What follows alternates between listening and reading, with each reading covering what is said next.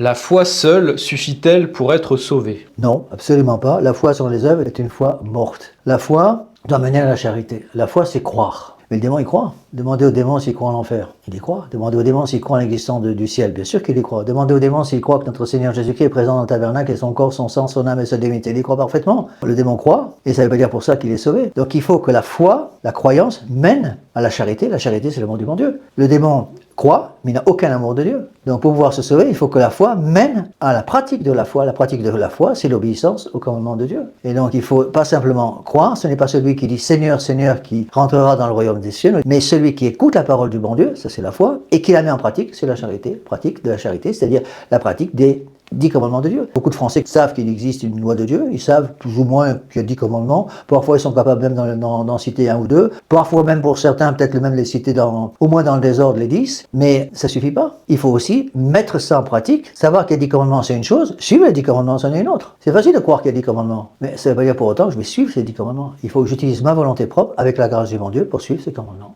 Et vu que notre nature est blessée par le péché originel, c'est seulement par la grâce de Dieu qu'on peut suivre les... Eh bien, c'est bien pour ça qu'on a besoin des sacrements, parce que les sacrements vont nous donner accès à ces grâces dont nous avons besoin, et surtout aux vertus. Les 4 vertus cardinales, par exemple, de prudence, de justice, de force et de tempérance, sont des vertus qui nous sont données par Dieu, quand elles sont des vertus infuses surtout, pour lutter contre les conséquences du péché originel. Par exemple, une première conséquence du péché originel, c'est l'ignorance. Pour lutter contre l'ignorance, je vais avoir besoin de la vertu cardinale de prudence. Bon, pour lutter contre la faiblesse de la volonté, je vais avoir besoin des autres vertus cardinales, la prudence, la justice, la force et la tempérance. Et ces vertus cardinales vont m'aider justement à lutter contre les conséquences du péché originel, puisque le baptême efface le péché originel, mais pas les blessures. Les blessures du péché originel restent. On garde l'ignorance, on garde la malice, on garde la faiblesse, on garde la concupiscence, malheureusement. J'allais dire, peu importe qu'on soit protestant ou catholique ou Mais la loi naturelle est la même pour tout le monde. Dieu est le même pour tout le monde. Seulement, quand nous serons jugés par Dieu, Dieu tiendra compte, évidemment, des grâces que nous avons reçues. Il est évident qu'un catholique qui a reçu